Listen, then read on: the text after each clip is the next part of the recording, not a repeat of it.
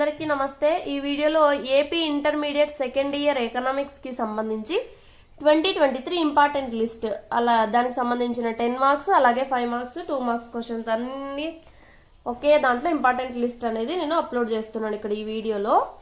అలాగే ఈ ఎకనామిక్స్ లో టైం మేనేజ్మెంట్ ఎలా చేసుకోవాలి, ఎలా 95+ స్కోర్ చేసుకోవాలి అనే దాని గురించి నేను ఒక వీడియో అయితే చేశాను। అది చాలా యూస్ఫుల్ గా ఉంటుంది।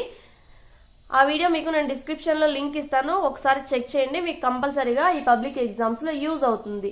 అలాగే వీటికి సంబంధించి ఎకనామిక్స్ కి గెస్ట్ పేపర్స్ కూడా నేను త్వరలోనే రిలీజ్ చేస్తాను। సో మీరు ఎప్పటికప్పుడు మన ఛానల్ అప్డేట్స్ చూస్తూ ఉండండి। అలాగే ఇంకా ఎవరైనా సబ్స్క్రైబ్ చేసుకోకపోతే సబ్స్క్రైబ్ చేసుకొని పక్కనే ఉన్న బెల్ ఐకాన్ క్లిక్ చేయడం ద్వారా మేము ఏ వీడియో చేసినా మీకు నోటిఫికేషన్ వస్తుంది అన్నమాట।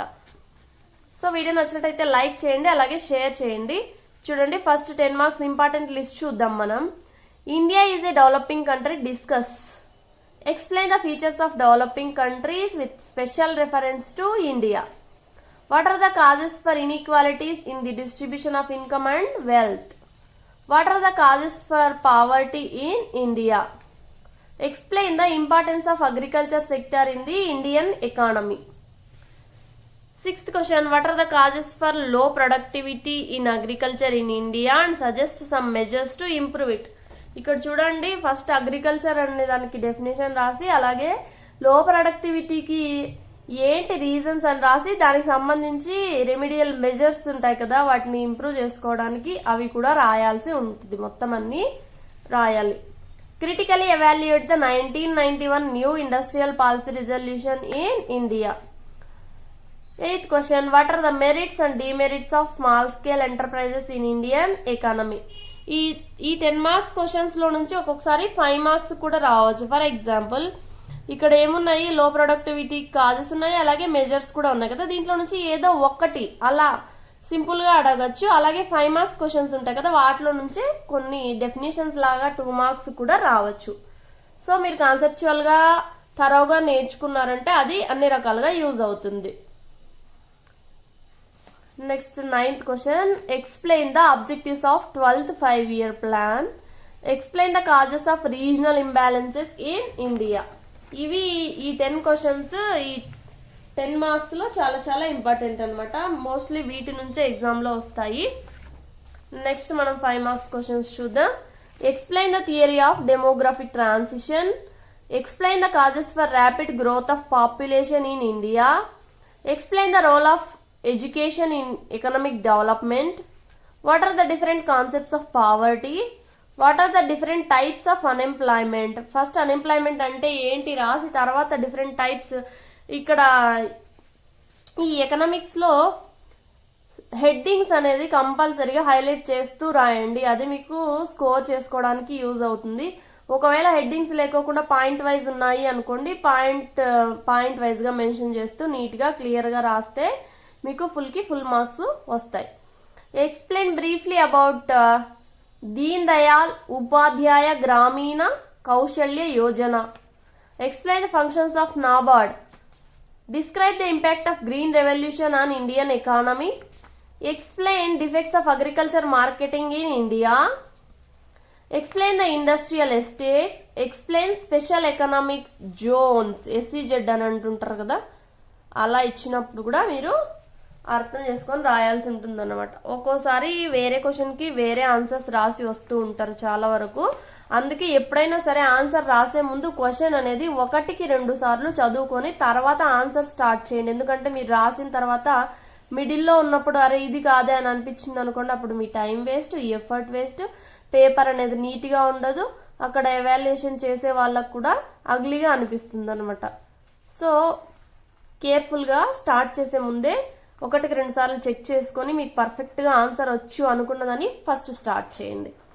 Explain 1948 Industrial Policy Resolution. Next question, define tertiary sector and its importance. ఇక్కడ చూడండి, సర్వీస్ సెక్టర్ అన్నా టెరిషరీ సెక్టర్ అన్నా రెండు ఒకటే, అలా అయినా అడగచ్చు ఇలా అయినా అడగచ్చు, ఏది అడిగినా కూడా సేమ్ ఆన్సర్ రాయాల్సి ఉంటుంది। What are the advantages of roadways? Explain types of planning, define sustainability and explain its components. ఇంకా ఉన్నాయి 5 మార్క్స్ కి సంబంధించి చెప్తాను। What are the measures taken for balanced regional development? What are the measures of conservation of forest? Explain the need for environmental preservation. What is tourism? Explain its importance in India. Tourism అంటే ఏంటి definition రాసి తర్వాత importance అనేది రాయాల్సి ఉంటుంది. Define Lorenz curve and when it is used. ఇలా Lorenz curve ఇలా ఇప్పుడు 5 మార్క్స్ లో వచ్చినాయి కదా, వీటినే 2 మార్క్స్ లో కూడా అడగచ్చు అనమాట. How many types of index numbers. Index numbers definition రాసి తర్వాత టైప్స్ రాయాలి. ఇలాగ ఇండెక్స్ నెంబర్స్ అనేసి 2 మార్క్స్ లో కూడా అడగచ్చు. Briefly give an account of the welfare schemes of Andhra Pradesh. ఇవి 5 మార్క్స్ కి సంబంధించిన ఇంపార్టెంట్ లిస్ట్. మొత్తం మీకు ఎగ్జామ్ లో 12 ఇస్తారు, 8 రాయాల్సి ఉంటుంది. అంటే ఇక్కడ డబల్ అంటే 12 24, ఇంకొక క్వశ్చన్ తక్కువ అంటే 23 క్వశ్చన్స్ ప్రిపేర్ అయితే మోస్ట్లీ 99% దీని నుంచే వస్తాయి మీకు. అలాగే 2 మార్క్స్ క్వశ్చన్స్ చూద్దాం. Economic development, literacy rate, population explosion, JSY జననీ Suraksha Yojana, SSA Sarva Shiksha Abhiyan, per capita income, absolute poverty, disguised unemployment. Unemployment types చూసారు కదా ఇందాక, దాంట్లో నుంచి ఒక సబ్ హెడ్డింగ్ అనమాట ఇది. ఇలా 2 మార్క్స్ అడుగుతారు. సో కాబట్టి మీరు అలా చదివేటప్పుడే నీట్ గా ఎలా ఇచ్చినా రాసేకి సిద్ధంగా ఉన్నారనుకోండి, అప్పుడు మీకు 100% మార్క్స్ మీ చేతిలోనే ఉంటాయి. Next Agmark, marketable surplus, green revolution, Rythu Bazar, అలాగే గ్లోబలైజేషన్. నెక్స్ట్ చూద్దాం ఎస్ఈజెడ్. ఇది ఆల్రెడీ 5 మార్క్స్ లో వచ్చింది కదా, ఇందాక చూసాం మనం స్పెషల్ ఎకనామిక్ జోన్స్ కి సంబంధించి. సో ఇక్కడ డెఫినేషన్ వరకు రాస్తే 2 మార్క్స్ అనేది ఈజీగా వచ్చేస్తాయి మీకు. Next science and technology, service sector. చెప్పాను కదా, సర్వీస్ సెక్టర్ అన్నా టెరిటరీ సెక్టర్ అన్నా రెండు ఒకటే. సో కన్ఫ్యూజ్ అవ్వద్దు. క్వశ్చన్ అనేది 1కి 2 సార్లు చదివి ఆలోచించి తర్వాత మీరు ఆన్సర్ స్టార్ట్ చేయండి. ఇన్ఫ్రాస్ట్రక్చర్, ఫెసిలిటీస్, ప్లానింగ్ సంబంధించి కూడా క్వశ్చన్స్ 5 మార్క్స్ లోనూ ఉన్నాయి, అలాగే 10 మార్క్స్ లోనూ ఉన్నాయి. కాబట్టి డెఫినేషన్ నేర్చుకొని రాసి సరిపోతుంది. అలాగే rolling plan, ozone layer, balanced regional development. దీనికి సంబంధించి కూడా ఆల్రెడీ 5 మార్క్స్ దాంట్లోనూ 10 మార్క్స్ దాంట్లోనూ వచ్చింది కదా, అక్కడ చదువుకుంటే సరిపోతుంది. Water pollution, biodiversity, SGDP, sustainable development కూడా 5 మార్క్స్ లో వచ్చింది కదా. సో ఇక్కడ కొన్ని క్వశ్చన్స్ అయితే రిపీట్ అయినట్టే అనమాట. మీరు వాటిని ఎక్స్క్లూడ్ చేసి చదువుకోవచ్చు, అంటే అక్కడ మీరు పర్ఫెక్ట్ గా నేర్చుకున్నాము అని అనుకుంటే.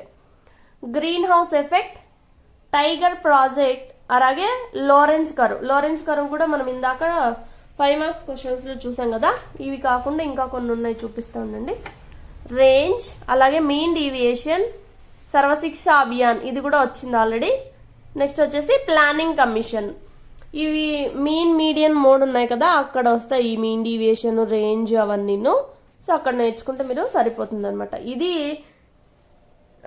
సెకండ్ ఇయర్ ఇంటర్మీడియట్ ఎకనామిక్స్ కి సంబంధించిన important list. Thanks for watching. 3 600. Keep watching for more updates and guest papers.